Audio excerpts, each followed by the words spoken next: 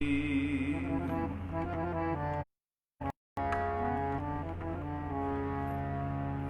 ਓੰਕਾਰ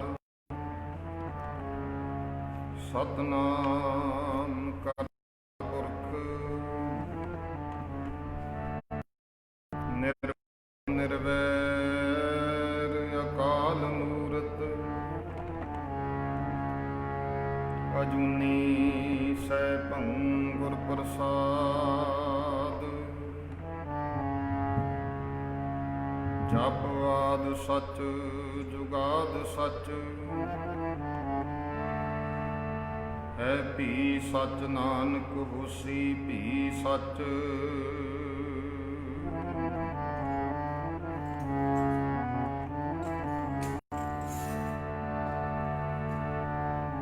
ਡੰਡੌਤ ਬੰਦਨ ਅਨਕ ਵਾਰ ਸਰਬ ਕਲਾ ਸਮਰੱਥ ਡੋਲਣ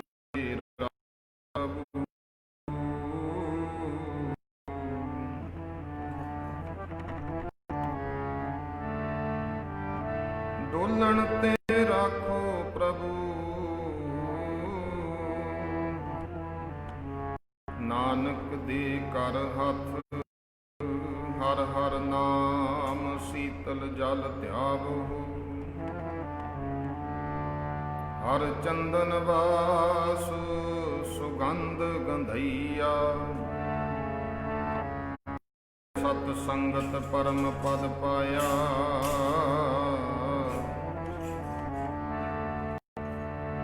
ਮੈਂ ਹਿਰਡ ਪਲ ਸੰਗ ਹਰ ਬੁਹੀਆ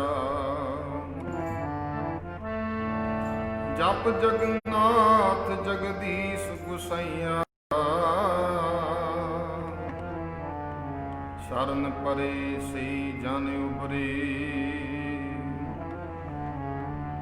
ਜਿਉ ਪ੍ਰਹਿਲਾਦ ਉਧਾਰ ਸਮਈਆ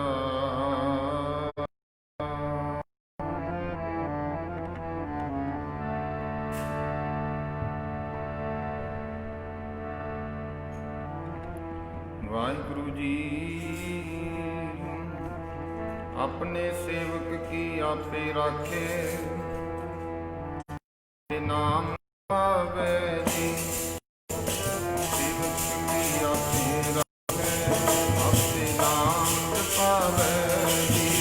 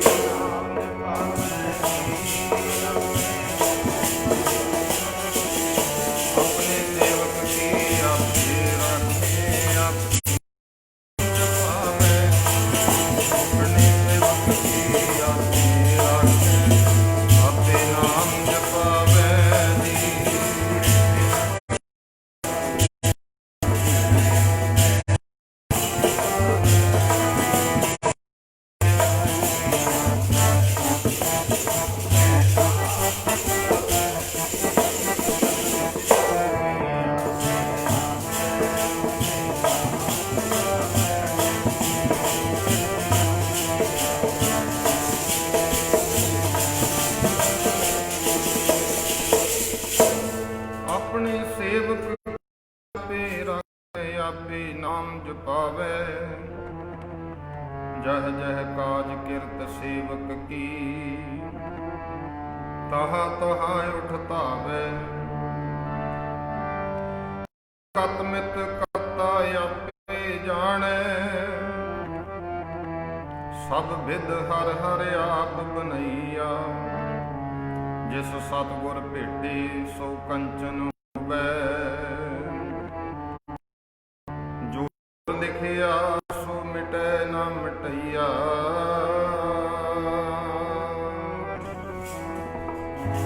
ਐਸਾ ਸਮਾਂ ਤੈਨੂੰ ਫੇਰ ਨਾ ਮਿਲੇਗਾ, ਐਸਾ ਸਮਾਂ ਤੈਨੂੰ ਫੇਰ ਨਾ ਮਿਲੇਗਾ।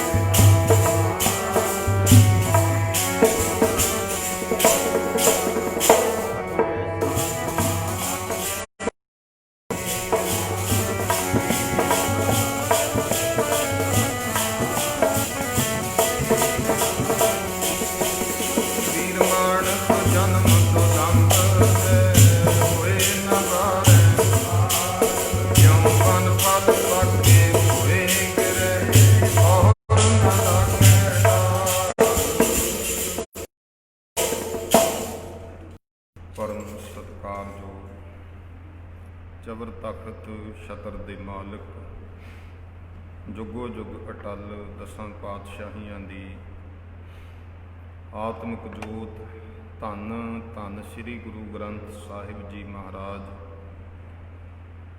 ਸਤਿਗੁਰੂ ਜੀ ਦੀ ਪਾਵਨ ਪਵਿੱਤਰ ਹਜ਼ੂਰੀ ਅੰਦਰ ਗੁਰੂ ਪਾਤਸ਼ਾਹ ਦੀ ਦਰ ਘਰ ਦੀ ਹਾਜ਼ਰੀ ਭਰਦਿਆਂ ਹੋਇਆਂ ਆਓ ਜਿਤਨੇ ਮਾਈ ਭਾਈ ਦੇ ਚਰਨਾਂ 'ਚ ਹਾਜ਼ਰ ਹੋਏ ਨੇ, ਸਾਰੇ ਹੀ ਸੀਸ ਝੁਕਾ ਕੇ ਫਤਿਹ ਦੀ ਸਾਂਝ ਪਾਉਂਦਿਆਂ ਹਾਜ਼ਰੀ ਲਵਾਈਏ ਜੀ। ਵਾਹਿਗੁਰੂ ਜੀ ਕਾ ਖਾਲਸਾ, ਵਾਹਿਗੁਰੂ ਜੀ ਕੀ ਫਤਿਹ। ਭਗਤ ਕਬੀਰ ਸਾਹਿਬ ਜੀ ਦਾ ਬਚਨ ਹੈ, ਕਬੀਰ ਮਾਨਸ ਜਨਮ ਦੁਲੰਭ ਹੈ, ਹੋਏ ਨਾ ਬਾਰੈ ਬਾਰ, ਜਿਉ ਬਨ ਫਲ ਪਾਕੇ ਬਹੁਰ ਨਾ ਲਾਗੈ ਡਾਰ।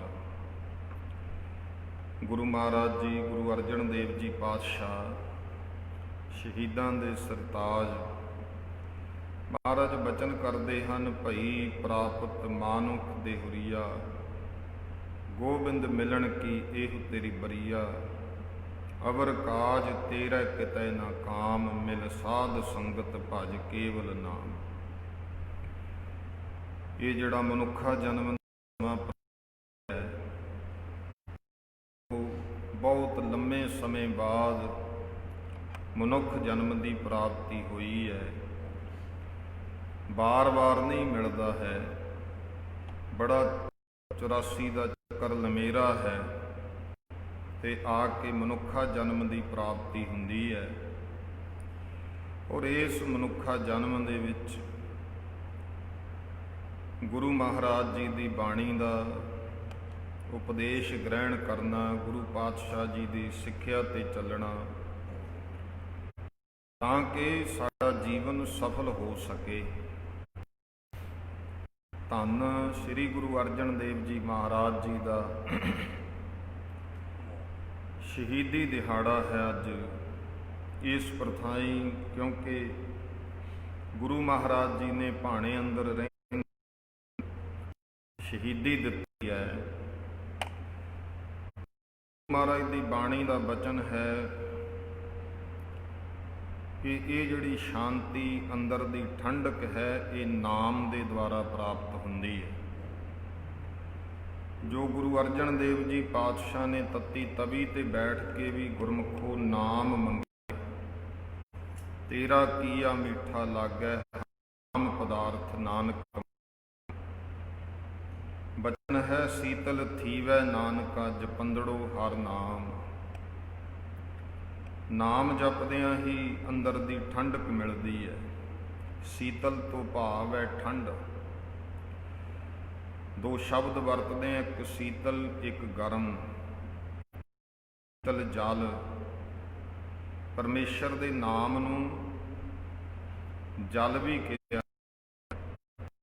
ਪਰਮੇਸ਼ਰ ਦਾ ਨਾਮ ਹੈ, ਇਹ ਸੀਤਲ ਜਲ ਹੈ, ਠੰਡਾ ਜਲ ਹੈ। ਇਸ ਗਰਮੀ ਦੇ ਮੌਸਮ ਵਿੱਚ ਠੰਡਾ ਜਲ ਕੋਈ ਪੀਂਦਾ ਹੈ ਤਾਂ ਅੰਦਰ ਠੰਡ ਵਰਤਾ ਦਿੰਦਾ ਹੈ। ਗਰਮੀ ਦਾ ਮੌਸਮ ਹੈ, ਕੋਈ ਸਮਾਂ ਅੱਜ ਕੱਲ੍ਹ ਦਾ ਜਿਵੇਂ ਬਹੁਤੀ ਗਰਮੀ ਹੁੰਦੀ ਹੈ। ਇਹ ਜਿਹੜੀ ਸਾਡੀ ਪ੍ਰਕਿਰਤੀ ਹੈ, ਇਸ ਪ੍ਰਕਿਰਤਿਕ ਮੰਡਲ ਦੇ ਵਿੱਚ ਜਦੋਂ ਸੂਰਜ ਤੇ ਧਰਤੀ ਦੀ ਗਰਦਸ਼, ਇਹ ਚੱਕਰ ਵਿਊ ਚੱਲਦਾ ਹੈ, ਇਹਦੇ ਨਾਲ ਗੁਰਮੁਖੋ ਰੁੱਤਾਂ ਬਦਲਦੀਆਂ ਨੇ। ਤੇ ਰੁੱਤਾਂ ਦੀ ਗਿਣਤੀ ਗ੍ਰੰਥਾਂ ਵਿੱਚ 6 ਮੰਨੀ ਹੈ। 12 ਮਹੀਨੇ ਨੇ ਤੇ 2 ਮਹੀਨਿਆਂ ਦੀ ਇੱਕ ਰੁੱਤ ਹੈ। 6 ਰੁੱਤਾਂ ਹਨ। ਪਹਿਲੀ ਹੈ ਬਸੰਤ, ਫਿਰ ਦੂਜੀ ਹੈ ਗਰੀਖਮ, ਅੱਜ ਕੱਲ੍ਹ ਤੀਸਰੀ ਪਾਵਸ ਹੈ, ਚੌਥੀ ਸਰਦ ਹੈ, ਪੰਜਵੀਂ ਹਿਮਕਰ ਹੈ ਤੇ 6ਵੀਂ ਸ਼ਿਸ਼ਰ ਹੈ। 12 ਮਹੀਨੇ ਨੇ। ਜਿਹੜਾ ਚੇਤ ਤੇ ਵਿਸਾਖ ਦਾ ਮਹੀਨਾ ਹੈ, ਇਹਨੂੰ ਬਸੰਤ ਰੁੱਤ ਕਿਹਾ। ਫਿਰ ਜੇਠ ਤੇ ਹਾੜ ਮਹੀਨਾ ਹੈ, ਇਹ ਗਰੀਖਮ ਰੁੱਤ ਹੈ। ਤੇ ਭਾਦਰੋਂ ਦਾ ਮਹੀਨਾ, ਇਹ ਪਾਵਸ ਰੁੱਤ ਹੈ। ਅੱਸੂ ਤੇ ਕੱਤਕ ਮਹੀਨੇ ਨੂੰ ਸਰਦ ਰੁੱਤ ਕਿਹਾ ਹੈ। ਮੱਘਰ ਤੇ ਪੋਹ ਮਹੀਨਾ ਜਿਹੜਾ ਹੈ, ਉਹ ਹਿਮਕਰ ਰੁੱਤ ਹੈ। ਮਾਘ ਤੇ ਫੱਗਣ ਨੂੰ ਸ਼ਿਸ਼ਰ ਰੁੱਤ ਕਿਹਾ ਹੈ। ਔਰ ਇਹਨਾਂ ਦੇ ਦੇਖੋ, ਜਿਹੜੀ ਗਰੀਖਮ ਜੇਠ ਮਹੀਨੇ ਤੋਂ ਸ਼ੁਰੂ ਹੋ ਕੇ ਹਾੜ ਮਹੀਨਾ, ਇਹ 2 ਮਹੀਨੇ ਰਹਿੰਦੀ ਹੈ। ਔਰ ਇਹ ਰੁੱਤ ਜਿਹੜੀ ਹੈ ਅਤੀ ਤਪਸ਼ ਦੀ ਰੁੱਤ ਹੈ, ਬਹੁਤ ਗਰਮ ਰੁੱਤ ਹੈ। ਗੁਰੂ ਮਹਾਰਾਜ ਦੀ ਬਾਣੀ ਵਿੱਚ ਬਚਨ ਆਉਂਦੇ ਨੇ, ਗ੍ਰੀਖਮ ਰੁੱਤ ਅਤ ਗਾਖੜੀ ਜੇ ਅਖਾੜੈ ਕਾਮ ਜੀਓ।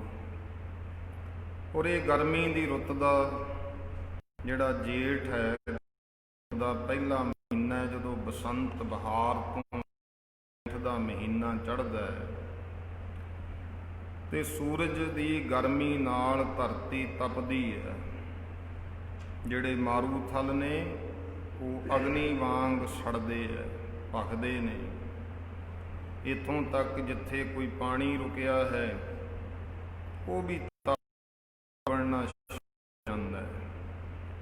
ਔਰ ਇਸ ਤਪਸ਼ ਦੇ ਮੌਸਮ ਵਿੱਚ ਸਾਨੂੰ ਠੰਡ ਚੰਗੀ ਲੱਗਦੀ ਹੈ। ਕੋਈ ਠੰਡਾ ਜਲ ਮਿਲ ਜਾਵੇ, ਬਾਰ-ਬਾਰ ਸਾਡਾ ਸਰੀਰ ਇਹਦੀ ਮੰਗ ਕਰਦਾ ਹੈ। ਆਪਾਂ ਗੱਲ ਨੂੰ ਸਮਝੀਏ ਕਿ ਇਹ ਜਿਹੜੀ ਦ੍ਰਿਸ਼ਟਮਾਨ ਪ੍ਰਕਿਰਤਕ ਮੰਡਲ ਹੈ ਨਾ, ਇਹਦੇ ਵਿੱਚ ਸੂਰਜ ਦੀ ਤਪਸ਼ ਦੇ ਨਾਲ ਧਰਤੀ ਜਿਹੜੀ ਹੈ, ਬਚਨ ਆਉਂਦਾ ਧਰਤੀ ਦੁੱਖ ਸਹੈ ਸੁਖ ਬਖੈ। ਜਿੰਨੇ ਵੀ ਜੰਤ ਨੇ ਦੁਖੀ ਹੁੰਦੇ ਨੇ ਤੇ ਇਹਦੇ ਵਿੱਚ ਹਰ ਕੋਈ ਠੰਡਾ ਜਲ ਮੰਗਦਾ ਹੈ। ਔਰ ਇਹ ਜਿਹੜਾ ਦ੍ਰਿਸ਼ਟਮਾਨ ਹੈ ਪ੍ਰਕਿਰਤੀ ਸਾਨੂੰ ਦੀਂਦੀ ਹੈ,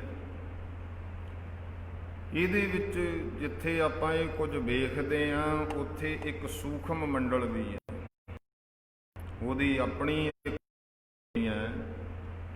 ਉੱਥੇ ਵੀ ਗੁਰਮੁਖੋ ਅਗਿਆਨ ਦਾ ਸੂਰਜ ਤਪਦਾ ਹੈ ਤੇ ਵਿਕਾਰਾਂ ਦੀ ਤਪਸ਼ ਹੈ, ਅਗਨੀ ਹੈ। ਮਹਾਰਾਜ ਦਾ ਬਚਨ ਹੈ, ਤਪ ਤਪ ਖਪੈ ਬਹੁਤ ਵਿਕਾਰ, ਜੈ ਤਨ ਬਾਣੀ ਵਿਸਰ ਜਾਏ ਜਿਉ ਰੋਗੀ ਬਿਲ।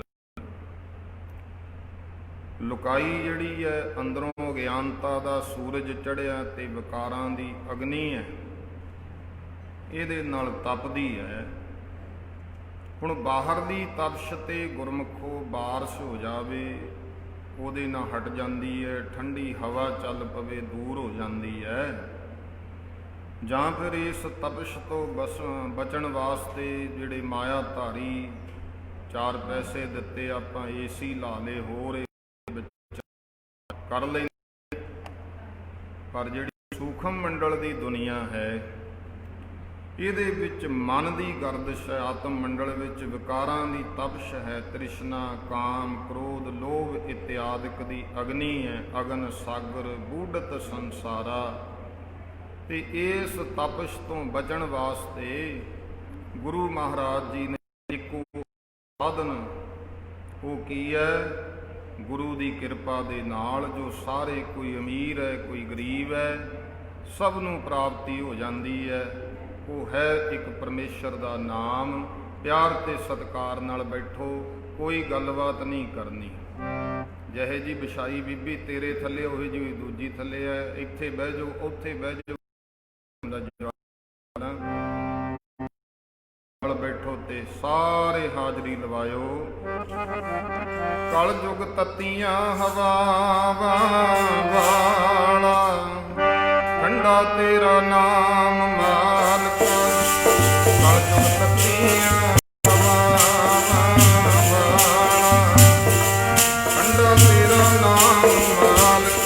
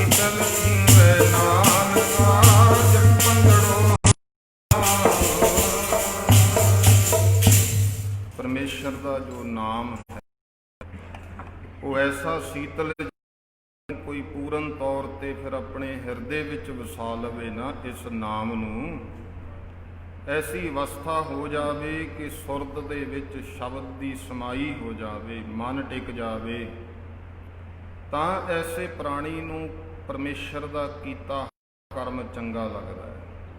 ਫਿਰ ਉਹ ਪਾਣੀ ਦੀ ਗੱਲ ਕਰਦਾ ਹੈ, ਭਾਵੇਂ ਅੱਤ ਦੀ ਗਰਮੀ ਕਿਉਂ ਨਾ ਹੋਵੇ, ਅੱਤ ਦੀ ਤਪਸ਼ ਕਿਉਂ ਨਾ ਪੈਂਦੀ ਹੋਵੇ, ਉਹ ਵੀ ਗੁਰਮੁਖੋ ਉਹਨੂੰ ਚੰਗੀ ਲੱਗਦੀ ਹੈ। ਸਾਨੂੰ ਬੁਰੀ ਲੱਗਦੀ ਹੈ ਕਿਉਂਕਿ ਅਜੇ ਸਾਡੇ ਹਿਰਦੇ ਵਿੱਚ ਨਾਮ ਨਹੀਂ ਵਸਿਆ ਹੈ। ਫਿਰ ਦੁੱਖ ਵਿੱਚ ਵੀ ਜਦੋਂ ਕਿਰਪਾ ਹੋ ਜੇ, ਨਾਮ ਨਹੀਂ ਭੁੱਲਦਾ ਪਰਮੇਸ਼ਰ ਦਾ, ਫਿਰ ਤਾਂ ਵਾਹਿਗੁਰੂ ਪਰਮੇਸ਼ਰ ਦੇ ਗੁਣ ਗਾਉਂਦਾ ਐਸਾ ਗੁਰਮੁਖ ਪੁਰਸ਼, ਨਹਿ ਸੀਤਲੰ ਨਹਿ ਸੀਤਲੰ ਬਾਵਨ ਚੰਦਨੈ। ਕਹਿੰਦੇ ਜਿਹੜਾ ਚੰਦਰਮਾ ਹੈ ਉਹ ਵੀ ਉਤਨਾ ਠੰਡਾ ਨਹੀਂ, ਤੇ ਬਾਵਨ ਚੰਦਨ ਵੀ ਉਤਨਾ ਠੰਡਾ ਨਹੀਂ ਹੈ। ਨਹਿ ਸੀਤਲੰ ਸੀਤ ਰੁਤੇਣ, ਸੀਤ ਜਿਹੜੀ ਸਰਦ ਰੁੱਤ ਹੈ ਉਹ ਵੀ ਠੰਡੀ ਨਹੀਂ। ਨਾਨਕ ਸੀਤਲੰ ਸਾਜ ਸਵਜਨ ਹੈ। ਜਿਹੜੇ ਗੁਰਮੁਖ ਸਿਆਣੇ ਸਾਧੂ ਨੇ, ਫਿਰ ਚਾਹੇ ਕੋਈ ਕਿਤਨਾ ਵੀ ਦੁਖੀ ਕਰੇ, ਭਗਤ ਕਬੀਰ ਸਾਹਿਬ ਜੀ ਦਾ ਬਚਨ ਹੈ, ਕਬੀਰ ਸੰਤ ਨਾ ਛਾੜੈ ਸੰਤਈ, ਜਿਉ ਕੋਟਕ ਮਿਲੈ ਅਸੰਤ, ਮਲਿਆਗਰ ਭੁਯੰਗਮ ਬੇਢਿਓ, ਤਾਂ ਸੀਤਲਤਾ ਨਾ ਤਜੰਤ। ਇਹ ਨਾਮ ਰੂਪੀ ਠੰਡ ਜਿਹੜੀ ਹੈ, ਐਸੇ ਤਰ੍ਹਾਂ ਹੀ ਗੁਰੂ ਅਰਜਨ ਦੇਵ ਪਾਤਸ਼ਾਹ ਮਹਾਰਾਜ ਸ਼ਾਂਤੀ ਦੇ ਸੋਮੇ ਪੰਜਵੇਂ ਪਾਤਸ਼ਾਹ ਇਸ ਨਾਮ ਦੀ ਠੰਡ ਕਰਕੇ ਤੱਤੀ ਤਵੀ, ਤੱਤੀ ਰੇਤ, ਉਬਲਦੀ ਦੇਗ, ਇਹਦਾ ਦੁੱਖ ਵੀ ਨਹੀਂ ਮੰਨਿਆ ਮਹਾਰਾਜ ਨੇ, ਕਿਉਂਕਿ ਅੰਦਰ ਇਤਨੀ ਠੰਡਕ ਹੈ। ਇਹ ਜੇਠ ਮਹੀਨੇ ਵਿੱਚ ਜੇਠ ਸੁਦੀ 16 ਬਿਕਰਮੀ, ਇਸ ਦਿਨ ਸ੍ਰੀ ਗੁਰੂ ਅਰਜਨ ਦੇਵ ਮਹਾਰਾਜ ਜੀ ਦੀ ਸ਼ਹੀਦੀ ਹੋਈ। ਇੱਕ ਕਵੀ ਹੈ ਅਵਾਰਾ, ਉਹ ਲਿਖਦਾ ਹੈ ਕਿ ਜੇਠ ਹਾੜ ਵਿੱਚ ਵਸੀਆਂ ਅੱਗਾਂ, ਸਾਵਣ ਛਹਿਵਰ ਲਾਈ, ਰਾਤ ਹਨੇਰੀ ਪਿੱਛੋਂ ਚਿੱਟੀ ਚੰਨ ਚਾਨਣੀ ਆਈ, ਇੰਜੇ ਜ਼ੁਲਮ ਸਿਤਮ ਦੀਆਂ ਲੋਆਂ, ਹੱਦੋਂ ਵੱਧ ਜਦ ਤਪੀਆਂ, ਉਸ ਠੰਡ ਦੇ ਸਮਾਧੀ ਲਾਈ। ਪ੍ਰਿੰਸੀਪਲ ਗੰਗਾ ਸਿੰਘ ਜੀ, ਉਹ ਗੁਰੂ ਅਰਜਨ ਦੇਵ ਮਹਾਰਾਜ ਜੀ ਦੀ ਸ਼ਹੀਦੀ ਬਾਰੇ ਇੱਕ ਕਾਵਿ-ਬੰਦ ਲਿਖਦੇ ਹਨ ਕਿ ਅਗਨੀ ਜਲਾਈ ਆਪ ਜਿਸ, ਸੇਕ ਇਸ਼ਕ ਦਾ ਰਾਹੀ ਗੀਤ ਗਾ ਕੇ ਤੁਰ ਗਿਆ, ਜਿਸ ਸੱਚ ਕਰ ਦਿਖਲਾਇਆ, ਲੋ ਲਾਲ ਤੇ ਆਸਣ ਜਮਾ, ਸਿਰ ਗਰਮ ਰੇਤਾ ਸਹਿ ਲਿਆ, ਉਬਲਦੀ ਵਿੱਚ ਦੇਗ ਦੇ ਵਟ ਨਾ ਮੱਥੇ ਪਾਇਆ, ਤੱਕ ਲੋ ਉਹ ਪੁਤਲਾ ਪ੍ਰੇਮ ਦਾ, ਅਰਜਨ ਗੁਰੂ ਮਹਾਰਾਜ ਹੈ, ਮਿਲ ਸਭ ਸ਼ਹੀਦਾਂ ਨੇ ਕਿਹਾ, ਸਾਡਾ ਇਹ ਸਰਤਾਜ ਹੈ। ਇਸ ਕਰਕੇ ਸਭ ਸ਼ਹੀਦ ਕਹਿੰਦੇ ਨੇ ਕਿ ਗੁਰੂ ਅਰਜਨ ਦੇਵ ਮਹਾਰਾਜ ਸਾਡੇ ਸਿਰ ਤਾਜ ਨੇ, ਸਿਰ ਦੇ ਤਾਜ ਹਨ। ਜਿਹਦੇ ਸਿਰ ਤੇ ਤਾਜ ਹੋਵੇ ਉਹਦੀ ਸੋਭਾ ਵੱਧ ਜਾਂਦੀ ਹੈ। ਸ਼ਹੀਦਾਂ ਦੀ ਸੋਭਾ ਵਧਾਈ ਸ੍ਰੀ ਗੁਰੂ ਅਰਜਨ ਦੇਵ ਜੀ ਮਹਾਰਾਜ, ਜਿਨ੍ਹਾਂ ਨੂੰ ਗੁਰਮੁਖੋ ਮੈਂ ਅੰਮ੍ਰਿਤ ਵੇਲੇ ਵੀ ਬੇਨਤੀ ਕੀਤੀ ਸੀ ਕਿ ਜੇ ਭੱਟਾਂ ਦੀ ਨਜ਼ਰ ਨਾਲ ਵੇਖੀਏ, ਨਜ਼ਰ ਆਪਣੀ ਕੁਝ ਹੋਰ ਹੈ। ਜੇ ਆਪਾਂ ਉਸ ਨਜ਼ਰ ਨਾਲ ਵੇਖਾਂਗੇ ਤਾਂ ਗੁਰੂ ਅਰਜਨ ਦੇਵ ਪਾਤਸ਼ਾਹ ਮਹਾਰਾਜ ਪਰਮੇਸ਼ਰ ਰੂਪ ਹੈ। ਧਾਰਨ ਗਗਨ ਖੰਡ ਜੋਤ ਸਭ ਰੂਪੀ ਰਹਿਓ ਭਰ, ਭਨ ਮਥੁਰਾ ਕਛ ਭੇਦ ਨਹੀਂ, ਗੁਰੂ ਅਰਜਨ ਪ੍ਰਤੱਖ ਹਰ। ਐਸੀ ਨਜ਼ਰ ਜਾਵੇ ਕਿ ਗੁਰੂ ਮਹਾਰਾਜ ਨੂੰ ਪ੍ਰਤੱਖ ਪਰਮੇਸ਼ਰ ਦਿਸਣ। ਜੋ ਵਾਹਿਗੁਰੂ ਜਲ ਥਲ ਮਹੀਲ ਰੂਪ ਵਿੱਚ ਪੂਰਿਆ ਹੋਇਆ ਹੈ, ਉਹੀ ਦੇ ਪਾਤਸ਼ਾਹ ਪ੍ਰਤੱਖ ਰੂਪ ਹਨ। ਇਸ ਕਰਕੇ ਧੰਨ ਸ੍ਰੀ ਗੁਰੂ ਅਰਜਨ ਦੇਵ ਜੀ ਮਹਾਰਾਜ, ਜਿਨ੍ਹਾਂ ਦੀ ਬਾਬਤ ਇਉਂ ਲਿਖਿਆ। ਪੜ੍ਹੋ ਪਿਆਰ ਨਾਲ, ਫਿਰ ਆਪਾਂ ਕੁਝ ਸਮਾਂ ਉਹਨਾਂ ਦੇ ਇਤਿਹਾਸ ਸ਼ਹੀਦੀ ਦੇ ਵਿਚਾਰ ਕਰਾਂਗੇ। ਜਪਿਓ ਜਿਨ ਅਰਜਨ ਦੇਵ, ਜਪਿਓ ਜਿਨ ਅਰਜਨ ਦੇਵ,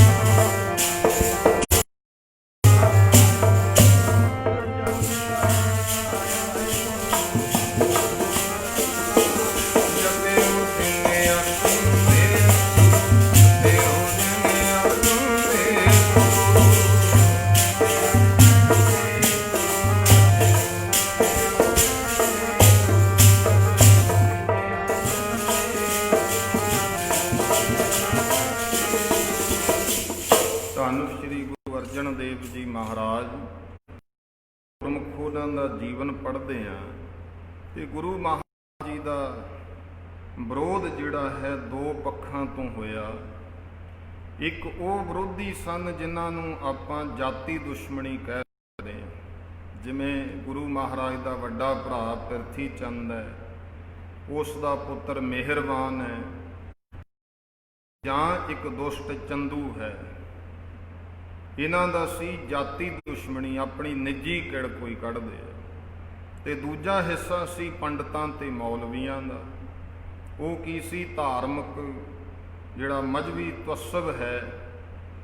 ਇਸ ਕਰਕੇ ਗੁਰੂ ਮਹਾਰਾਜ ਦੇ ਦੁਸ਼ਮਣ ਬਣੇ ਹੋਏ ਤੇ ਉਹ ਸਮੇਂ ਦੀ ਉਡੀਕ ਵਿੱਚ ਸਨ, ਕਦੋਂ ਕੋਈ ਸਮਾਂ ਮਿਲੇ ਤੇ ਗੁਰੂ ਅਰਜਨ ਦੇਵ ਮਹਾਰਾਜ ਜੀ ਨੂੰ ਕੋਈ ਨੁਕਸਾਨ ਪਹੁੰਚਾਈਏ। ਸਮਾਂ ਐਸਾ ਆਇਆ, ਸ਼ਹਿਜ਼ਾਦਾ ਖੁਸਰੋ, ਇਹ ਜਹਾਂਗੀਰ ਦਾ ਛੋਟਾ ਪੁੱਤਰ ਸੀ। ਖੁਸਰੋ ਜਿਹੜਾ ਸੀ ਰਾਜਾ ਮਾਨ ਸਿੰਘ ਦੀ ਭੈਣ, ਉਹਦੀ ਕੁੱਖੋਂ ਪੈਦਾ ਹੋਇਆ ਸੀ। ਰਾਜਪੂਤ ਸੀ ਮਹਾਰਾਜਾ ਮਾਨ ਸਿੰਘ। ਉਹਨੇ ਆਪਣੀ ਭੈਣ ਦੀ ਸ਼ਾਦੀ ਜਿਹੜੀ ਹੈ ਉਹ ਗੁਰਮੁਖੋ ਇਸ ਜਹਾਂਗੀਰ ਦੇ ਨਾਲ ਕੀਤੀ। ਤੇ ਅਕਬਰ ਬਾਦਸ਼ਾਹ ਦਾ ਇਹ ਕਹਿ ਲਓ ਇਹ ਪੋਤਰਾ ਸੀ। ਇਹ ਚੰਗਾ ਇੱਕ ਖੁਸਰੋ ਜਿਹੜਾ ਸੀ, ਇਹ ਮਿਰਜ਼ੇ ਅਜੀਜ਼ ਕੱਕੇ ਦੀ ਲੜਕੀ ਨਾਲ ਵਿਆਹਿਆ ਹੋਇਆ ਵੀ ਦੱਸਿਆ ਗ੍ਰੰਥਕਾਰਾਂ ਨੇ। ਤੇ ਅਕਬਰ ਜਿਹੜਾ ਸੀ ਰਾਜ ਗੱਦੀ ਆਪਣੇ ਪੋਤਰੇ ਅਮੀਰ ਖੁਸਰੋ ਨੂੰ ਦੇਣਾ ਚਾਹੁੰਦਾ ਸੀ, ਪਰ ਦੇ ਨਹੀਂ ਸਕਿਆ।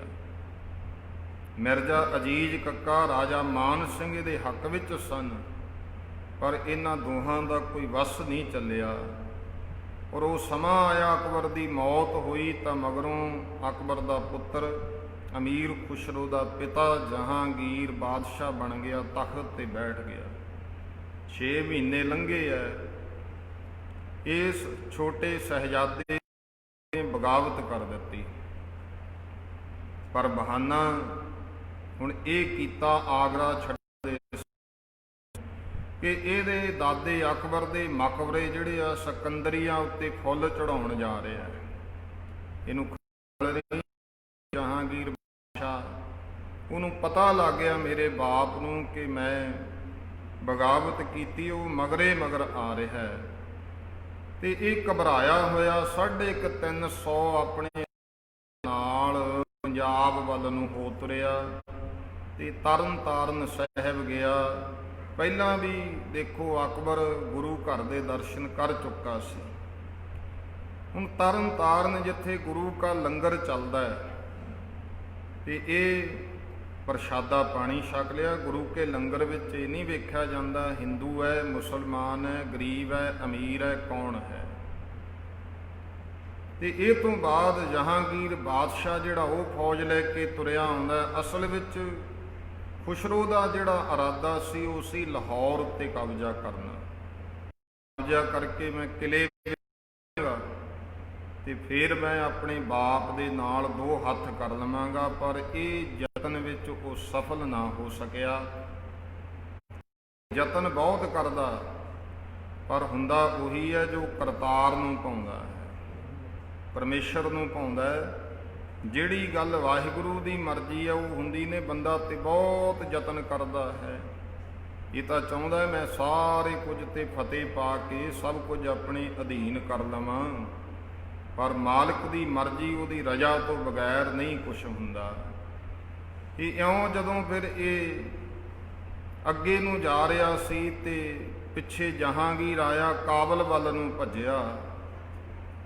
ਝਨਾਹ ਇੱਕ ਦਰਿਆ ਹੈ, ਨਦੀ ਹੈ, ਉਹਨੂੰ ਪਾਰ ਕਰਨ ਲੱਗਿਆ ਤੇ ਗ੍ਰਿਫਤਾਰ ਕਰ ਲਿਆ, ਇਸ ਨੂੰ ਫੜਿਆ ਗਿਆ ਅਮੀਰ ਖੁਸਰੋ। ਜਹਾਂਗੀਰ ਲਾਹੌਰ ਪੁੱਜਿਆ ਤੇ ਖੁਸਰੋ ਇਹਦੇ ਸਾਥੀ ਕੈਦੀ ਹੈ, ਲਾਹੌਰ ਦੇ ਵਿੱਚ ਲਿਆਂਦੇ ਗਏ। ਹੁਣ ਖੁਸਰੋ ਗੁਰਮੁਖੋ ਫਿਰ ਵੀ ਪੁੱਤ ਹੈ, ਉਹਨੂੰ ਤਾਂ ਜੇਲ੍ਹ ਵਿੱਚ ਲਗ ਰੱਖਿਆ ਤੇ ਬਾਕੀ 350 ਇਹਦੇ ਸਾਥੀ ਤਸ਼ੀਏ ਦੇ ਕੇ ਜਹਾਂਗੀਰ ਬਾਦਸ਼ਾਹ ਨੇ ਕਤਲ ਕਰ ਦਿੱਤੇ, ਸਾਰਿਆਂ ਨੂੰ ਮਾਰ ਦਿੱਤਾ। ਇਹੋ ਜਿਹੇ ਵੀ ਹੋਏ ਕਿ ਹੁਸੈਨ ਬੇਗ ਅਬਦੁਲ ਇਹਦੇ ਸਾਥੀ ਖੁਸਰੋ ਦੇ, ਉਹ ਖੋਤੇ ਤੇ ਚਾੜ ਕੇ ਸ਼ਹਿਰ ਵਿੱਚ ਫੇਰੇ। ਗਊ ਦੇ ਕੱਚੇ ਚਮੜੇ ਵਿੱਚ ਉਹਨਾਂ ਦਾ ਸਰੀਰ ਮੜ ਦਿੱਤਾ ਗਿਆ, ਚਮੜਾ ਸੁੱਕ ਗਿਆ, ਅੰਦਰ ਹੀ ਮਰ ਗਏ। ਇਹੋ ਜਿਹੀਆਂ ਹਾਲਾਤਾਂ ਦੇ ਵਿੱਚ ਇਹ ਜਹਾਂਗੀਰ ਬਾਦਸ਼ਾਹ ਨਵਾਂ ਤਖਤ ਤੇ ਬੈਠਾ ਸੀ। ਜਿਹੜੇ ਕੱਟੜ ਮੁਲਾਣੇ ਸੀ ਉਹਨਾਂ ਨੂੰ ਖੁਸ਼ ਕਰਨ ਵਾਸਤੇ, ਖਾਸ ਕਰਕੇ ਜਿਹੜੇ ਗੈਰ ਮੁਸਲਮਾਨ ਸਨ ਉਹਨਾਂ ਤੇ ਵੱਧ ਤੋਂ ਵੱਧ ਜ਼ੁਲਮ ਕਰਦਾ ਸੀ, ਤਾਂ ਕਿ ਇਹ ਸਾਬਤ ਕਰ ਸਕੇ ਮੈਂ ਪੱਕਾ ਮੁਸਲਮਾਨ ਹੈ, ਮੈਂ ਇੱਕ ਰਾਜਪੂਤਾਣੀ ਦਾ ਹੀ ਬੇਟਾ ਨਹੀਂ, ਮੈਂ ਮੁਸਲਮਾਨ ਧਰਮ ਵਿੱਚ ਬਹੁਤ ਪੱਕਾ ਹਾਂ। ਇਹੀ ਗੱਲ ਇਹਨੇ ਕੱਟੜ ਮੁਲਾਣਿਆਂ ਦੇ ਮਨ ਵਿੱਚ ਬਿਠਾਉਣੀ ਹੈ। ਇਹ ਜ਼ੁਲਮ ਕਰਕੇ ਦੱਸਣਾ ਚਾਹੁੰਦਾ ਹੈ ਕਿ ਮੈਂ ਇਸਲਾਮ ਧਰਮ ਦਾ ਸਭ ਤੋਂ ਵਫਾਦਾਰ ਹਾਂ। ਬਾਦਸ਼ਾਹ ਹੁਣ ਸ਼ਿਕਾਇਤ ਫਿਰ ਇਹ ਕਰ ਦਿੱਤੀ ਗਈ, ਬਹਾਨਾ ਬਣਾਇਆ ਗਿਆ, ਕਈ ਇਹਦੇ ਵਿੱਚ ਬਹਾਨੇ ਕਿ ਗੁਰੂ ਅਰਜਨ ਦੇਵ ਜੀ ਮਹਾਰਾਜ ਕੋਲੇ ਚੋਰ ਲੁਟੇਰੇ ਰਹਿੰਦੇ ਹੈ ਤੇ ਗੁਰੂ ਮਹਾਰਾਜ ਗੁਰੂ ਅਰਜਨ ਦੇਵ ਜੀ ਨੇ ਬਾਗੀ ਖੁਸਰੋ ਦੀ ਮਦਦ ਕੀਤੀ ਹੈ। ਇਹੋ ਜਿਹੀਆਂ ਜਿਹੜੀਆਂ ਨੇ ਚੰਦੂ ਵਰਗਿਆਂ ਨੇ ਸ਼ਿਕਾਇਤਾਂ ਲਾ ਕੇ ਬਾਅਦ ਹੁਕਮ ਜਾਰੀ ਕਰਵਾਇਆ ਕਿ ਗੁਰੂ ਅਰਜਨ ਦੇਵ ਮਹਾਰਾਜ ਜੀ ਨੂੰ ਮੁਰਤਜ਼ਾ ਖਾਂ ਭੇਜਿਆ ਗਿਆ। ਗੁਰੂ ਅਰਜਨ ਦੇਵ ਪਾਤਸ਼ਾਹ ਨੂੰ ਫਿਰ ਗ੍ਰਿਫਤਾਰ ਕਰਕੇ ਲਾਹੌਰ ਹੁੰਦਾ। ਗੁਰੂ ਸਾਹਿਬ ਦੇ ਨਾਲ 5 ਪ੍ਰਮੁੱਖ ਸਿੱਖ ਨੇ, ਭਾਈ ਜੇਠਾ ਜੀ, ਭਾਈ ਪ੍ਰਾਣਾ ਜੀ, ਭਾਈ ਪੈੜਾ ਜੀ, ਭਾਈ ਵਿਧਿਆ ਜੀ, ਭਾਈ ਲੰਗਾਹਾ ਜੀ। ਗੁਰੂ ਅਰਜਨ ਦੇਵ ਪਾਤਸ਼ਾਹ ਮਹਾਰਾਜ ਦੇ ਨਾਲ ਲਾਹੌਰ ਆਏ।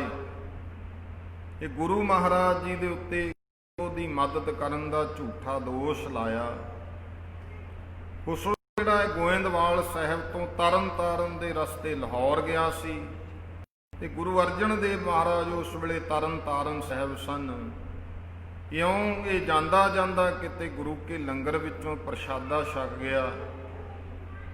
ਇਸ ਕਰਕੇ ਇਹ ਤੋਂ ਵੱਧ ਤਾਂ ਨਹੀਂ ਕੁਝ ਉਚੇਚਾ ਹੋਇਆ, ਪਰ ਗੁਰੂ ਮਹਾਰਾਜ ਗੁਰੂ ਘਰ ਦੀ ਜਿਹੜੀ ਮਰਜ਼ਾਦਾ ਸੀ, ਕਿਉਂਕਿ ਇੱਥੇ ਪ੍ਰਸ਼ਾਦਾ ਹਰ ਇੱਕ ਨੂੰ, ਇਉਂ ਪਾਤਸ਼ਾਹ ਮਹਾਰਾਜ ਤੇ ਦੋਸ਼ ਲਾਇਆ। ਹਾਲਾਂਕਿ ਇਹਦੇ ਮਗਰੇ ਮਗਰ ਜਿਹੜਾ ਜਹਾਂਗੀਰ ਬਾਦਸ਼ਾਹ ਲੰਘਿਆ, ਜਿਸ ਵੇਲੇ ਲਾਹੌਰ ਤੋਂ ਤੁਰਨ ਵਾਲਾ ਸੀ ਬਾਦਸ਼ਾਹ, ਉਦੋਂ ਗੁਰੂ ਮਹਾਰਾਜ ਦੇ ਉਲਟ ਖੁਸਰੋ ਦੀ ਮਦਦ ਕਰਨ ਦੀ ਸ਼ਿਕਾਇਤ ਹੋਈ। ਤਾਂ ਫਿਰ ਗੁਰੂ ਪਾਤਸ਼ਾਹ ਮਹਾਰਾਜ ਜੀ ਨੂੰ ਤਸੀਹੇ ਦੇ ਕੇ ਮੌਤ ਦੇਣ ਦਾ ਹੁਕਮ ਕਰ ਦਿੱਤਾ, ਮੌਤ ਦੀ ਸਜ਼ਾ ਸੁਣਾ ਦਿੱਤੀ। ਆਪ ਪਸ਼ਾਵਰ ਵੱਲ ਚਲਿਆ ਗਿਆ ਤੇ ਇਉਂ ਫੇਰ ਇਹ ਵਾਪਸ ਆਇਆ। ਬਾਦਸ਼ਾਹ ਦੀ ਗੱਲ ਹੁੰਦੀ ਹੈ ਰਾਜੇ ਚੁਲੀ ਨਿਆਬ ਕੀ।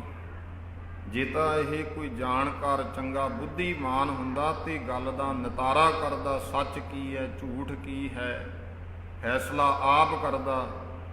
ਪਰ ਇਹਨੇ ਸਜ਼ਾ ਦੇਣ ਦਾ ਫੈਸਲਾ ਜਿਹੜਾ ਹੈ ਆਪਣੇ ਦੀਵਾਨ ਦੁਸ਼ਟ ਚੰਦੂ ਨੂੰ ਸੌਂਪਿਆ। ਤੇ ਚੰਦੂ ਜਿਹੜਾ ਹੈ ਇਹ ਗੁਰੂ ਮਹਾਰਾਜ ਜੀ ਨੂੰ ਤਸੀਹੇ ਦੇਣਾ ਚਾਹੁੰਦਾ, ਇਹ ਆਪਣਾ ਬਦਲਾ ਲੈਣਾ ਚਾਹੁੰਦਾ ਸੀ। ਇਹਨੇ ਸ਼ਰਤ ਮਨਵਾਉਣ ਵਾਸਤੇ ਆਪਣੇ ਪੱਲਿਓਂ ਧਨ ਵੀ ਖਰਚਿਆ, ਇਉਂ ਕਿ ਮੈਂ ਗੁਰੂ ਮਹਾਰਾਜ ਜੀ ਨੂੰ ਈਨ ਮਨਵਾ ਲਵਾਂ, ਆਪਣੀ ਜਿੱਤ ਕਰ ਲਵਾਂ। ਤੇ ਸਤਿਗੁਰੂ ਪਾਤਸ਼ਾਹ ਮਹਾਰਾਜ ਜੀ ਇਸ ਤਰ੍ਹਾਂ ਗੁਰੂ ਸਾਹਿਬ ਅੱਗੇ 3 ਸ਼ਰਤਾਂ ਰੱਖੀਆਂ ਗਈਆਂ। ਪਹਿਲੀ ਸ਼ਰਤ ਕਿ ਗੁਰੂ ਮਹਾਰਾਜ ਮੁਸਲਮਾਨ ਹੋ ਜਾਣ। ਅਸੀਂ ਗੁਰੂ ਗ੍ਰੰਥ ਸਾਹਿਬ ਜੀ ਦੇ ਵਿੱਚ ਹਜ਼ਰਤ ਮੁਹੰਮਦ ਸਾਹਿਬ ਦੀ ਸਿਫਤ ਦੇ ਸ਼ਬਦ ਲਿਖੋ।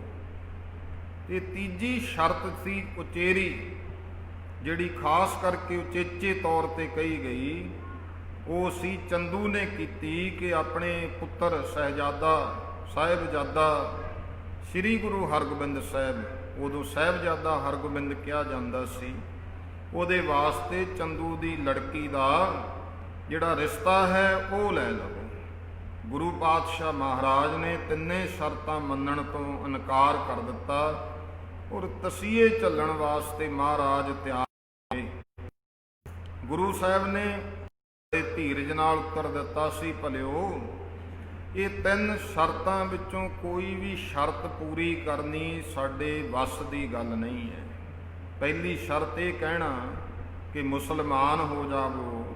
ਜਿਹੜਾ ਕੋਈ ਇਨਸਾਨ ਕਿਸੇ ਭੈ ਵਿੱਚ ਜਾਂ ਕਿਸੇ ਲਾਲਚ ਵਿੱਚ ਆਪਣਾ ਧਰਮ ਤਿਆਗ ਦਿੰਦਾ ਹੈ, ਉਹ ਫਿਰ ਕਿਸੇ ਵੀ ਧਰਮ ਨੂੰ ਮੰਨਣ ਦੇ ਯੋਗ ਨਹੀਂ ਰਹਿੰਦਾ ਹੈ। ਦੂਸਰੀ ਗੱਲ, ਗੁਰੂ ਗ੍ਰੰਥ ਸਾਹਿਬ ਜੀ ਦੇ ਵਿੱਚ ਮੁਹੰਮਦ ਸਾਹਿਬ ਦੀ ਸਿਫਤ ਲਿਖਣੀ। ਮਹਾਰਾਜ ਜੀ ਕਹਿੰਦੇ ਇਹ ਵੀ ਬਸੋ, ਕਿਉਂਕਿ ਗੁਰੂ ਗ੍ਰੰਥ ਸਾਹਿਬ ਦੀ ਬਾਣੀ ਰੱਬੀ ਬਾਣੀ ਹੈ, ਜੋ ਮਹਾਰਾਜ ਨੇ ਆਪ ਗੁਰਬਾਣੀ ਵਿੱਚ ਬਚਨ ਕਹੇ ਹਨ। ਧੁਰ ਕੀ ਬਾਣੀ ਆਈ ਤਿਨ ਸਗਲੀ ਚਿੰਤ ਮਿਟਾਈ। ਧੁਰ ਕੀ ਬਾਣੀ ਆਈ ਤਿਨ ਸਗਲੀ ਚਿੰਤ ਮਿਟਾਈ।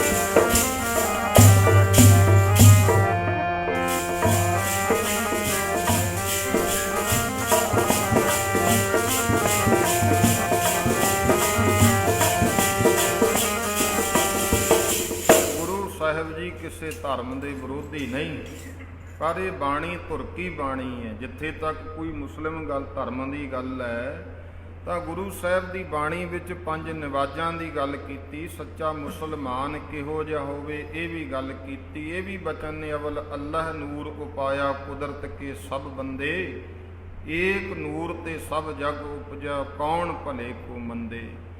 ਸਤਿਗੁਰੂ ਪਾਤਸ਼ਾਹ ਦਾ ਨਾ ਕਿਸੇ ਹਿੰਦੂ ਧਰਮ ਨਾਲ ਵਿਰੋਧ ਹੈ। ਬ੍ਰਾਹਮਣ ਕਿਸ ਤਰ੍ਹਾਂ ਦਾ ਹੋਵੇ, ਹਿੰਦੂ ਕੌਣ ਹੁੰਦਾ ਹੈ, ਸਾਰੀ ਪਰਿਭਾਸ਼ਾ ਮਹਾਰਾਜ ਨੇ ਗੁਰਬਾਣੀ ਵਿੱਚ ਦਿੱਤੀ ਹੈ। ਕਿਉਂਕਿ ਸਤਿਗੁਰੂ ਪਾਤਸ਼ਾਹ ਦਾ ਭਾਵ ਹੀ ਇਹ ਹੈ ਕਿ ਮਨੁੱਖ ਆਪਣੇ ਧਰਮ ਵਿੱਚ ਪ੍ਰਪੱਕ ਹੁੰਦਿਆਂ, ਧਰਮ ਦੇ ਅਸੂਲਾਂ ਪਰ ਚੱਲਦਿਆਂ ਹੋਇਆਂ ਪਰਮੇਸ਼ਰ ਦੇ ਨਾਲ ਜੁੜ ਕੇ ਵਾਹਿਗੁਰੂ ਦਾ ਨਾਮ ਜਪੇ। ਇਹ ਕੋਈ ਵਿਅਕਤੀਗਤ ਵਡਿਆਈ ਨਹੀਂ ਹੈ ਗੁਰੂ ਗ੍ਰੰਥ ਸਾਹਿਬ ਜੀ ਦੀ ਬਾਣੀ। ਇਹ ਜਿੱਥੇ ਤੱਕ ਭੱਟਾਂ ਦੀ ਬਾਣੀ ਹੈ ਨਾ, ਉਹ ਵੀ ਗੁਰਮੁਖੋ ਉਸ ਭਾਵ ਵਿੱਚ ਹੈ ਕਿ ਪਰਮੇਸ਼ਰ ਰੂਪ ਦੇ ਵਿੱਚ ਹੀ ਸਤਿਗੁਰਾਂ ਦੀ ਵਡਿਆਈ ਕੀਤੀ ਹੈ। ਉਹ ਭੱਟਾਂ ਨੇ ਕੀਤੀ। ਤੇ ਸਤਿਗੁਰੂ ਮਹਾਰਾਜ ਕਹਿੰਦੇ ਹੋ ਮਿੱਥ ਕੇ ਕੋਈ ਡਰ ਜਾਂ ਭੈ ਕਰਕੇ ਕਿਸੇ ਦੀ ਵਡਿਆਈ ਨਹੀਂ ਇਹਦੇ ਵਿੱਚ ਲਿਖੀ ਜਾ ਸਕਦੀ। ਇਹ ਤੁਰਕੀ ਜੈਸੀ ਮੈਂ ਆਵੇ ਖਸਮ ਕੀ ਬਾਣੀ, ਗੁਰੂ ਸਾਹਿਬ ਦੇ ਬਚਨ ਹੈ। ਤੈਸੜਾ ਕਰੀ ਗਿਆਨ ਵੇ ਲਾਲੋ। ਗੁਰੂ ਨਾਨਕ ਦੇ ਪਾਤਸ਼ਾਹ ਨੇ ਕਿਹਾ ਇਹ ਕੋਈ ਮੈਂ ਆਪਣੇ ਕੋਲੋਂ ਨਹੀਂ ਕਹਿ ਰਿਹਾ, ਹੇ ਭਾਈ ਲਾਲੋ, ਜਿਹੋ ਜਿਹਾ ਅਕਾਲ ਪੁਰਖ ਪਰਮੇਸ਼ਰ ਵੱਲੋਂ ਕੋਈ ਬੋਲ ਸ਼ਬਦ ਆਉਂਦੇ ਆ ਮੈਂ ਕਹਿ ਰਿਹਾ। ਤੀਸਰੀ ਸੀ ਸ਼ਰਤ ਚੰਦੂ ਦੀ ਲੜਕੀ ਦਾ ਰਿਸ਼ਤਾ। ਉਹ ਇਸ ਤਰ੍ਹਾਂ ਸੀ ਕਿ ਚੰਦੂ ਨੇ ਭੇਜੇ ਸਨ ਲਾਗੀ, ਉਸ ਸਮੇਂ ਕੁਝ ਬ੍ਰਾਹਮਣ ਜਾਓ ਕੋਈ ਚੰਗਾ ਰਿਸ਼ਤਾ ਵੇਖੋ। ਵੇਖਦਿਆਂ ਵੇਖਦਿਆਂ ਗੁਰੂ ਅਰਜਨ ਦੇਵ ਪਾਤਸ਼ਾਹ ਮਹਾਰਾਜ ਕੋਲ ਆਏ। ਗੁਰੂ ਹਰਗੋਬਿੰਦ ਸਾਹਿਬ ਜੀ ਨੂੰ ਵੇਖ ਕੇ ਕਹਿ ਗਏ, ਮਹਾਰਾਜ ਇਸ ਦਾ ਤੁਹਾਡੇ ਸਾਹਿਬਜ਼ਾਦੇ ਦਾ ਅਸੀਂ ਰਿਸ਼ਤਾ ਚੰਦੂ ਦੀ ਲੜਕੀ ਨਾਲ ਕਰਨਾ ਚਾਹੁੰਦੇ ਹਾਂ। ਮਹਾਰਾਜ ਨੂੰ ਕਿਹਾ ਤੁਸੀਂ ਹਾਂ ਕਰ ਦਿਓ। ਮਹਾਰਾਜ ਕਹਿੰਦੇ ਭਾਈ ਜਿਵੇਂ ਇੱਛਾ ਹੈ। ਤਾਂ ਸ਼ਗਨ ਲੈ ਕੇ ਆਉਣਾ ਸੀ। ਜਦੋਂ ਜਾ ਕੇ ਦੱਸਿਆ ਚੰਦੂ ਨੂੰ ਕਿ ਚੰਦੂ ਤੇਰੀ ਲੜਕੀ ਦਾ ਰਿਸ਼ਤਾ ਗੁਰੂ ਅਰਜਨ ਦੇਵ ਪਾਤਸ਼ਾਹ ਜੀ ਦੇ ਪੁੱਤਰ ਗੁਰੂ ਹਰਗੋਬਿੰਦ ਸਾਹਿਬ ਸਾਹਿਬਜ਼ਾਦਾ ਹਰਗੋਬਿੰਦ ਸਾਹਿਬ ਦੇ ਨਾਲ ਕੀਤਾ। ਅਸੀਂ ਫਲਾਣੇ ਦਿਨ ਸ਼ਗਨ ਪਾਉਣਾ ਹੈ। ਤਾਂ ਉਸ ਸਮੇਂ ਹੰਕਾਰ ਬੁੱਧੀ ਹੈ, ਰਾਜ ਮਦ ਹੈ, ਇਹ ਸਮਝਦਾ ਇਹ ਫਕੀਰ ਨੇ ਤੇ ਮੈਂ ਮੌਕੇ ਦੇ ਬਾਦਸ਼ਾਹ ਦਾ ਮੁੱਖ ਵਜ਼ੀਰ ਹਾਂ, ਦੀਵਾਨ ਹਾਂ। ਇਹ ਕਹਿ ਦਿੱਤਾ ਚਲੋ ਕੀਤਾ ਤਾਂ ਜੋ ਕੀਤਾ, ਪਰ ਕੋਈ ਬਹੁਤਾ ਵੱਡਾ ਤਾਂ ਰਿਸ਼ਤਾ ਨਹੀਂ ਕਰਕੇ ਆਏ। ਮੈਂ ਐਡਾ ਅਹੁਦੇਦਾਰ ਤੇ ਉਹ ਇੱਕ ਆਮ ਫਕੀਰ, ਤੁਸੀਂ ਚੁਬਾਰੇ ਦੀ ਟਮੋਰੀ ਨੂੰ ਹੀ ਲਾ ਕੇ ਆਏ ਹੋ। ਤੇ ਉਸ ਸਮੇਂ ਫਿਰ ਸੰਗਤ ਨੇ ਚਿੱਠੀ ਲਿਖੀ ਲਾਹੌਰ ਤੋਂ ਕਿ ਗਰੀਬ ਨਵਾਜ਼ ਪਾਤਸ਼ਾਹ ਇਹਨੇ ਗੁਰੂ ਘਰ ਗੁਰੂ ਨਾਨਕ ਦੇਵ ਜੀ ਦੇ ਘਰ ਨੂੰ ਮੋਰੀ ਲਿਖਿਆ ਤੇ ਆਪਣੇ ਆਪ ਨੂੰ ਚੁਬਾਰਾ ਭਾਵ ਆਪਦੇ ਆਪ ਨੂੰ ਵੱਡਾ ਕਹਾਉਂਦਾ ਹੈ, ਗੁਰੂ ਨਾਨਕ ਦੇਵ ਜੀ ਦੇ ਘਰ ਨੂੰ ਨੀਵਾਂ ਦੱਸਦਾ ਹੈ।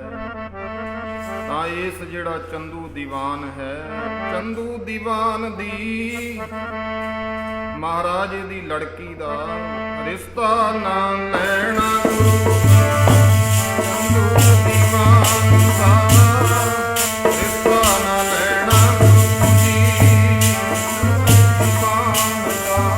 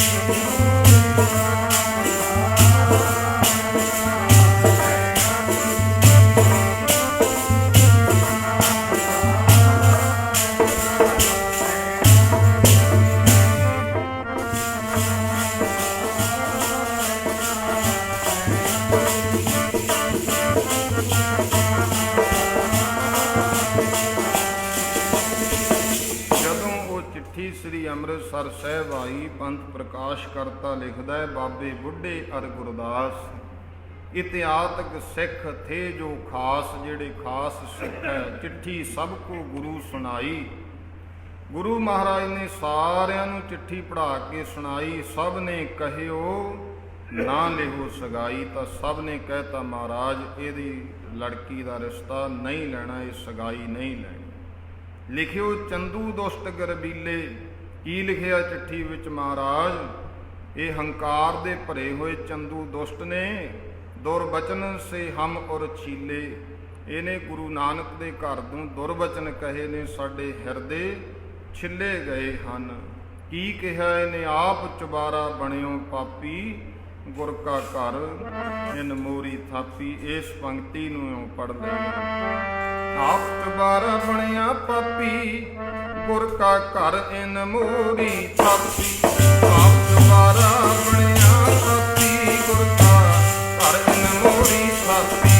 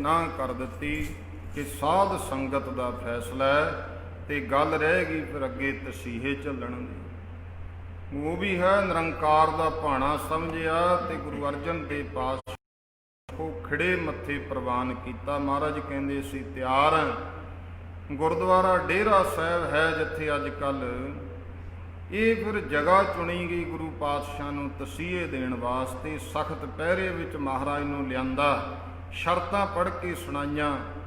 ਮਹਾਰਾਜ ਨੇ ਇਨਕਾਰ ਕੀਤਾ ਤਾਂ ਫਿਰ ਜ਼ੁਲਮੀ ਕਾਰੇ ਸ਼ੁਰੂ ਹੋ ਗਏ। ਪਾਣੀ ਦੀ ਭਰੀ ਹੋਈ ਦੇਗ ਵਿੱਚ ਬਿਠਾ ਕੇ ਹੇਠਾਂ ਅੱਗ ਬਾਲ ਦਿੱਤੀ। ਬਚਨ ਲਿਖੇ ਪ੍ਰਿਥਵੇਂ ਦੇਗ ਕੇ ਬੀਚ ਬਿਠਾਏ। ਚੰਦੂ ਦਾ ਖਿਆਲ ਸੀ ਜਦੋਂ ਸਰੀਰ ਵਾਸਤੇ ਪਾਣੀ ਸੇਕ ਸਹਿਣਾ ਔਖਾ ਹੋ ਗਿਆ ਤਾਂ ਆਪੇ ਸਾਰਾ ਕੁਝ ਮੰਨ ਜਾਣਗੇ। ਪਰ ਬ੍ਰਹਮ ਗਿਆਨ ਦੀ ਇਹ ਅਵਸਥਾ ਹੈ ਕਿ ਦੁੱਖ ਦੇ ਵਿੱਚ ਵੀ ਸੁੱਖ ਮਨਾਉਣਾ। ਪ੍ਰਥਮੇ ਦੇਗ ਕੇ ਬੀਚ ਬਿਠਾਏ, ਨੀਚੇ ਲੱਕਰੀ ਭਾਰ ਜਲਾਏ। ਸ੍ਰੀ ਗੁਰਪੰਥ ਪ੍ਰਕਾਸ਼ ਕਰਤਾ ਲਿਖਦਾ ਹੈ। ਦੂਸਰਾ ਦਿਨ ਹੋਇਆ, ਫਿਰ ਚੰਦੂ ਗੁਰੂ ਪਾਤਸ਼ਾਹ ਮਹਾਰਾਜ ਦੇ ਕੋਲੇ ਆਇਆ। ਸਖਤ ਪਹਿਰੇ ਵਿੱਚ ਮਹਾਰਾਜ ਨੂੰ ਲਿਆਂਦਾ ਗਿਆ। ਕੜਾਹੇ ਵਿੱਚ ਰੇਤ ਤਪਾ ਕੇ ਲਾਲ ਕੀਤੀ ਗਈ। ਇੱਕ ਲੋਹ ਦੇ ਉੱਤੇ ਸਤਿਗੁਰਾਂ ਨੂੰ ਬਿਠਾ ਕੇ ਹੇਠਾਂ ਅੱਗ ਮਚਾਈ ਹੈ। ਲੋਹ ਤਪ ਕੇ ਲਾਲ ਹੋ ਗਈ ਤੇ ਸਤਿਗੁਰੂ ਪਾਤਸ਼ਾਹ ਮਹਾਰਾਜ ਦੇ ਸਰੀਰ ਉੱਪਰ ਤੇੜ ਕਸ਼ਹਿਰਾ ਹੈ ਮਹਾਰਾਜ ਦੇ। ਬਾਕੀ ਬਸਤਰ ਸਤਿਗੁਰਾਂ ਨੇ ਉਤਾਰੇ ਹੈ। ਬੱਲੂ ਰੇਤ ਤਪਾਏ ਧਰੇ ਕੈ, ਗੁਰ ਉੱਪਰ ਕਰਛੇ ਪਰਵਹਿ ਕੈ। ਤਪਤ ਰੇਤ ਗੁਰ ਪਹਿ ਵਹਿ ਡਾਰੈ, ਹਾਏ ਨਾ ਤੋਬਾ ਗੁਰੂ ਉਚਾਰੈ। ਕੋਈ ਹਾਏ ਨਹੀਂ ਕਹੀ, ਕੋਈ ਤੋਬਾ ਨਹੀਂ ਕਹੀ। ਕਿਉਂ ਰੇਤ ਦੇ ਜਿਹੜੇ ਕਰਛੇ ਨੇ ਉਹ ਸਤਿਗੁਰੂ ਮਹਾਰਾਜ ਜੀ ਦੇ ਸੀਸ ਤੇ ਪਾਏ ਗਏ। ਕਵੀ ਰਾਜ ਕਵੀ ਸੰਤੋਖ ਸਿੰਘ ਚੂੜਾਮਣ, ਭਾਈ ਸੰਤੋਖ ਸਿੰਘ ਜੀ ਸ੍ਰੀ ਗੁਰਪ੍ਰਤਾਪ ਸੂਰਜ ਗ੍ਰੰਥ ਵਿੱਚ ਲਿਖਦੇ ਹਨ, ਕਹਿ ਚਾਕਰ ਸੋ ਦੇਗ ਉਬਾਰੀ, ਪਕੜੋ ਦੇਹੋ ਤਿਸੀ ਮਹਿ ਡਾਰੀ। ਤਬ ਸਤਿਗੁਰ ਉਠ ਆਪੇ ਗਏ, ਤਪਤ ਨੀਰ ਮੈਂ ਬੈਠਤ ਭਏ, ਹਾਹਾਕਾਰ ਹੀਰ ਸਿਖ ਕਰੈ, ਉੱਠਿਓ ਪ੍ਰਾਣਾ ਸਖਤ ਨਾ ਜਰੈ। ਭਾਈ ਪ੍ਰਾਣਾ ਦੇਖ ਕੇ ਜਰ ਨਹੀਂ ਸਕਿਆ, ਸ਼ਕਤੀਵਾਨ ਹੈ। ਸਤਿਗੁਰੂ ਮਹਾਰਾਜ ਦੇਗ ਵਿੱਚ ਬੈਠੇ ਨੇ ਤੇ ਉਸ ਸਮੇਂ ਪਾਣੀ ਦੇ ਤਪਤ ਵਿੱਚ, ਤਪਤ ਰੇਤ ਪਰ ਨਿਹਚਲ, ਫਿਰ ਤਪਦੀ ਰੇਤ ਤੇ ਵੀ ਬਿਠਾਇਆ। ਸੁਖ ਤੇ ਮ੍ਰਿਦ ਆਸਣ ਪਰ ਜੈਸੇ, ਇਉਂ ਬਹਿ ਗਏ ਜਿਵੇਂ ਸੁੱਖਾਂ ਦੇ ਆਸਣ ਤੇ ਬੈਠੇ ਹੁੰਦੇ ਐ। ਇਤ ਉਤ ਅੰਗ ਨਹੀਂ ਡੁਲਿਅੰਤੇ, ਭਏ ਮੌਨ ਕੁਛ ਨਹੀਂ ਕਹੰਤੇ। ਚੁੱਪ ਕਰ ਗਏ ਮਹਾਰਾਜ, ਕੁਛ ਨਹੀਂ ਕਹਿ ਰਹੇ। ਉਸ ਸਮੇਂ ਭਰ ਕਰਛੇ ਤਬ ਉਪਰ ਪਾਏ, ਨਹਿ ਕੁਛ ਕਹਿਓ ਨਾ ਅੰਗ ਡੁਲਾਏ। ਚੌਂ ਦਿਸਤੇ ਤਾਤੋ ਅਤ ਬਾਰੂ, ਪਰ ਸਰੀਰ ਪਰ ਬਹੁ ਦੁਖ ਕਾਰੂ। ਗੁਰੂ ਪਾਤਸ਼ਾਹ ਗੁਰੂ ਅਰਜਨ ਦੇਵ ਮਹਾਰਾਜ ਦੇ ਪਹਿਲਾਂ ਇਹ ਹੋਇਆ, ਫਿਰ ਕੀ ਕੀਤਾ। ਕਹਿ ਕਰ ਦੀਰਘ ਲੋਹ ਮਗਾਈ, ਇੱਕ ਵੱਡੀ ਤਵੀ ਲੋਹ ਮਗਾਈ ਗਈ। ਧਰ ਉਪਰ ਤਰੇ ਅਗਨ ਜਲਾਈ, ਸਮ ਤਾਂਬੇ ਕੇ ਤਪਤ ਕਰਾਈ। ਦੇਖ ਪਾਤ ਕੀ ਲਿਏ ਬੁਲਾਈ, ਇਸ ਪਰ ਖਰੇ ਹੋ ਤਪ ਸਹੀ। ਗੁਰੂ ਮਹਾਰਾਜ ਨੂੰ ਕਿਹਾ ਕਿ ਇਹਦੇ ਤੇ ਬੈਠੋ, ਨਹੀਂ ਸਾ ਮੇਰੀ ਲੜਕੀ ਦਾ ਨਾਤਾ ਲੈ ਲਓ। ਸਤਿਗੁਰੂ ਪਾਤਸ਼ਾਹ ਮਹਾਰਾਜ ਜੀ ਪਰਮੇਸ਼ਰ ਦੇ ਭਾਣੇ ਵਿੱਚ, ਕਿਉਂਕਿ ਸਤਿਗੁਰਾਂ ਨੇ ਉਸ ਸਮੇਂ ਫਿਰ ਇਹ ਬਚਨ ਕਿਹਾ, ਤੇਰਾ ਕੀਆ ਜੀ ਮਿੱਠਾ ਲੱਗੈ, ਮਿੱਠਾ ਲੱਗੈ, ਤੇਰਾ ਕੀਆ ਜੀ ਮਿੱਠਾ ਲੱਗੈ, ਮਿੱਠਾ ਲੱਗੈ।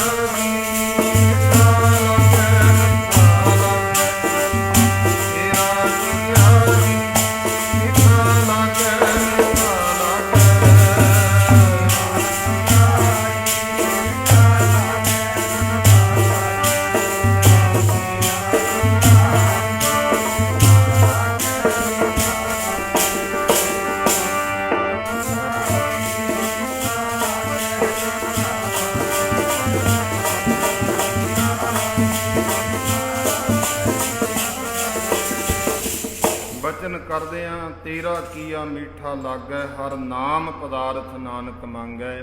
ਇਹ ਸਾਈਂ ਮੀਆਂ ਮੀਰ ਨੂੰ ਵੀ ਦੱਸ ਦਿੱਤਾ, ਸ਼ਸਤਰ ਤੀਖਣ ਕਾਟ ਡਾਰਿਓ, ਮਨ ਨਾ ਕੀਨੋ ਰੋਸ।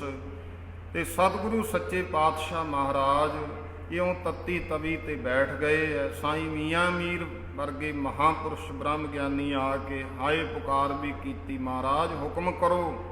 ਦਿੱਲੀ ਲਾਹੌਰ ਨੂੰ ਜਿਵੇਂ ਦੋ ਇੱਟਾਂ ਚੱਕ ਕੇ ਆਪਸ ਵਿੱਚ ਮਾਰ ਕੇ ਭੰਨ ਦੇਈਦੀਆਂ, ਇਉਂ ਮਹਾਰਾਜ ਖਤਮ ਕਰਦਿਆਂ ਸਤਿਗੁਰਾਂ ਨੇ ਕਿਹਾ, ਆਕਾਸ਼ ਵੱਲ ਨਿਗਾਹ ਮਾਰ, ਜਿੰਨੇ ਆਕਾਸ਼ੀ ਸ਼ਕਤੀਆਂ ਨੇ ਸਭ ਖੜੇ ਨੇ ਦੁਆਰੇ ਤੇਰੇ ਆ ਕੇ। ਸਾਰੇ ਮਾਲਕ ਦੇ ਦਰ ਤੇ ਹੱਥ ਬੰਨੀ ਖੜੇ ਆ, ਦਾਤਿਆ ਹੁਕਮ ਦੇ। ਜਿੰਨੇ ਹੈ ਦੇਵੀ ਦੇਵ ਸਾਰੇ ਔਲੀਏ, ਪੜ੍ਹ ਵੀ ਲਈਏ ਇੱਕ ਵਾਰੀ ਪਿਆਰ ਦੇ ਨਾਲ। ਸਭ ਖੜੇ ਨੇ ਦੁਆਰੇ ਤੇਰੇ ਆ ਕੇ, ਦੇਵੀ ਦੇਵ ਸਾਰੇ ਔਲੀਏ, ਖੜੇ ਨੇ ਦੁਆਰੇ ਤੇਰੇ ਆ ਕੇ, ਦੇਵੀ ਦੇਵ ਸਾਰੇ ਔਲੀਏ।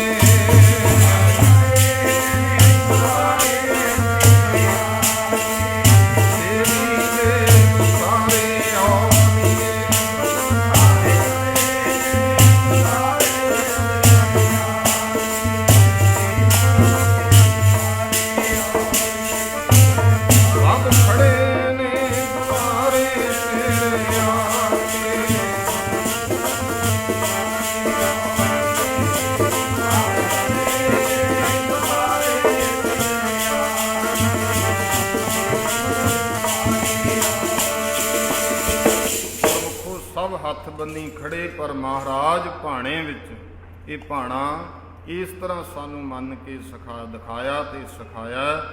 ਧੰਨ ਗੁਰੂ ਅਰਜਨ ਦੇਵ ਜੀ ਪਾਤਸ਼ਾਹ ਆਪ ਨਾਰਾਇਣ ਰੂਪ ਹੁੰਦਿਆਂ ਹੋਇਆਂ ਗੁਰੂ ਅਰਜਨ ਪ੍ਰਤੱਖ ਹਰ, ਜਿਨ੍ਹਾਂ ਦੀ ਸਿਫਤ ਕਿਹਾ ਕਿ ਹੇ ਗੁਰੂ ਅਰਜਨ ਦੇਵ ਜੀ, ਜੇ ਤੇਰਾ ਨਾਮ ਕੋਈ ਜਪੇ ਉਹ ਜਨਮ ਮਰਨ ਤੋਂ ਛੁੱਟ ਜਾਂਦਾ ਹੈ। ਜਪਿਓ ਜਿਨ ਅਰਜੁਨ ਦੇਵ ਗੁਰੂ, ਫਿਰ ਸੰਕਟ ਜੋਨ ਗਰਭ ਨਾ ਆਇਓ ਮੁੜ ਕੇ। ਗੁਰਮੁਖੋ ਗਰਭ ਜੂਨਾਂ ਵਿੱਚ ਨਹੀਂ ਪੈਂਦਾ। ਇਸ ਤਰ੍ਹਾਂ ਦੇ ਸਤਿਗੁਰੂ ਦੀ ਵਡਿਆਈ ਮਹਿਮਾ ਉਹ ਸਮਾਂ ਐਸਾ ਆਇਆ।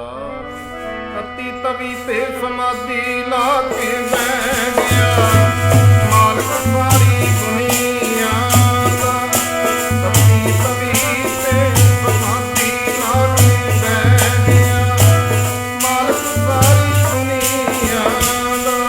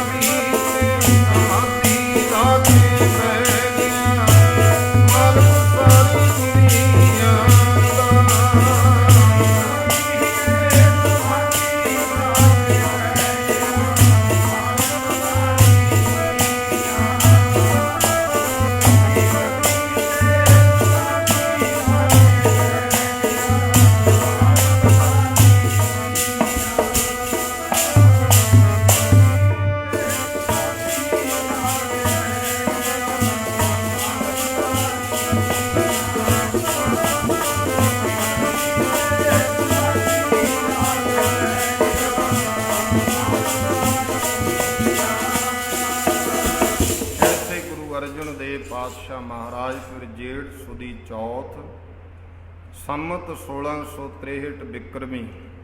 ਇੱਕ ਦੋ ਲਿਖਾਰੀਆਂ ਨੇ 62 ਵੀ ਕਿਹਾ, ਪਰ ਜ਼ਿਆਦਾਤਰ ਮੰਨਣ ਵਿੱਚ 63 ਬਿਕਰਮੀ 1600।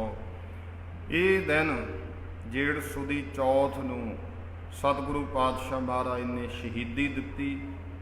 ਤੇ ਗੁਰੂ ਮਹਾਰਾਜ ਜੀ ਦੇ ਬਾਰੇ ਭਾਈ ਗੁਰਦਾਸ ਜੀ ਲਿਖਦੇ ਨੇ, ਰਹਿੰਦੇ ਗੁਰ ਦਰਿਆਓ ਵਿੱਚ ਇਹ ਲਿਖਿਆ ਹੈ ਕਿ ਜਦੋਂ ਸਰੀਰ ਤੋਂ ਚਮੜੀ ਹੱਡੀਆਂ ਤੋਂ ਢਲ ਗਈ ਤੇ ਮਹਾਰਾਜ ਨੂੰ ਫਿਰ ਪਾਣੀ ਵਿੱਚ ਵੀ ਡੁਬੋਣ ਦੀ ਕੋਸ਼ਿਸ਼ ਕੀਤੀ, ਕਿਉਂਕਿ ਠੰਡਾ ਪਾਣੀ ਹੈ ਤਾਂ ਕਿ ਉਹ ਸਰੀਰ ਜਿਹੜਾ ਅਗਨ ਦੇ ਸੇਕ ਨਾਲ ਜਲਿਆ ਹੋਇਆ ਉਹਦੇ ਤੇ ਨੁਕਸਾਨ ਹੋਰ ਦੁੱਖ ਹੋਵੇ। ਰਹਿੰਦੇ ਗੁਰ ਦਰਿਆਓ ਵਿੱਚ ਮੀਨ ਕੁਲੀਨ ਹੇਤ ਨਿਰਵਾਣੀ। ਭਾਈ ਗੁਰਦਾਸ ਜੀ ਲੈਂਦੇ ਦਾ ਦਰਸ਼ਨ ਦੇਖ ਪਤੰਗ ਜਿਉ ਜੋਤੀ ਅੰਦਰ ਜੋਤ ਸਮਾਣੀ। ਸ਼ਬਦ ਸੁਰਤ ਲਿਵ ਮਿਰਗ ਜਿਉ ਭੀੜ ਭਈ ਚਿਤ ਅਵਰ ਨਾ ਜਾਣੀ। ਗੁਰੂ ਅਰਜਨ ਵਿਟੋ ਕੁਰਬਾਨੀ। ਇਹ ਕਵੀ ਲਿਖਦਾ, ਉਸੇ ਜੇ ਸ਼ੌਕ ਹੈ ਕਹਰਦਮ ਨਹੀਂ ਤਰਜੇ ਸਫਾ ਕਿਆ ਹੈ। ਹमें जे शौक है देखें सितम की इंतहा क्या है। किसे कहा खुदा जाने डूबने वाले ने क्या कहा इन मौजों से। मौजे आज तक सिर फोड़ती फिरती है साहिल। गुरमुखो शहीदां दी बाबत लिखिया, जो आशिक है शहादत के वो जीना छोड़ देते हैं। खिलौना समझ कर जिस्म को खुशी से फोड़ देते हैं। न तख्तो ताज न हूरों की हसरत है। खुदा भी खुदाई दे तो वापस मोड़ देते हैं। शहीद की जो मौत है वो कौम की हयात है, हयात तो हयात है वो मौत भी हयात है। सतगुरु गरीब नवाज शांति दे सोमे, शीतलता दे सोमे धन गुरु अर्जन देव पातशाह महाराज ने क्यों शहीदी दिती ते सानू भाणे विच रहण दा हुक्म दस्सिया, क्योंकि अज गुरु अर्जन देव पातशाह दा शहीदी दिहाड़ा है। इस करके प्रथाएं इतिहास सुनाउणा जरूरी हो जाता है। आओ हुण समा समाप्ति सतगुरु पातशाह महाराज के चरणों में जितने भी गुरमुख प्यारे माई भाई दूरों नेड़ों चल करके बहुत